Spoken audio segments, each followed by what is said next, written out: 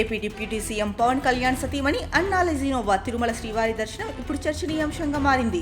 Singapore అగ్ని ప్రమాదం నుంచి తమ కుమారుడు మార్క్ శంకర్ క్షేమంగా బయటపడడంతో భారత్ వచ్చిన వెంటనే ఆమె తిరుమల శ్రీవారిని దర్శించుకుని మొక్కు తీర్చుకున్నారు. అలాగే తలనీలాలు సమర్పించారు. క్రిస్టియన్ అయిన అన్నా లెజినోవా ఆలయ నియమ నిబంధనలు పాటిస్తూ డిక్లరేషన్ ఇచ్చి హిందూ సాంప్రదాయాలు ఆచారాలను పాటిస్తూ శ్రీవారికి మొక్కు చెల్లించుకుంది. అనంతరం నిత్యాన్నదానం కోసం 17 లక్షల రూపాయల విరాళం అందజేశారు.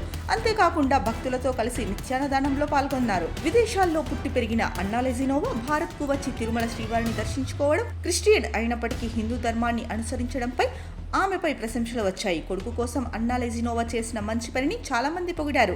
అయితే కొందరు ఆకతాయిలు మాత్రం అన్నా లెజినోవా తీరుపై నెట్టింట ట్రోల్స్ చేశారు.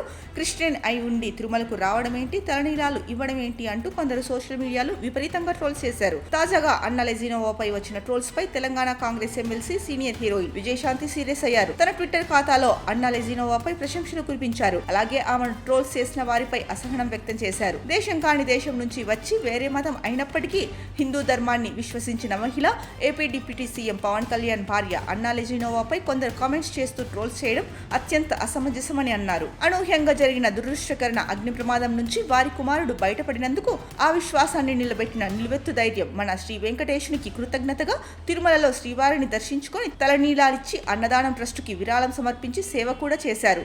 సంప్రదాయాన్ని గౌరవించిన అన్నా లెజినోవా గారిని కూడా ట్రోల్స్ చేసే వారిని తప్పు అని చెప్పక తప్పడం లేదు. హర హర మహాదేవ్, జై తెలంగాణ అంటూ ట్విట్టర్ ఖాతాలో రాసుకొచ్చారు విజయశాంతి.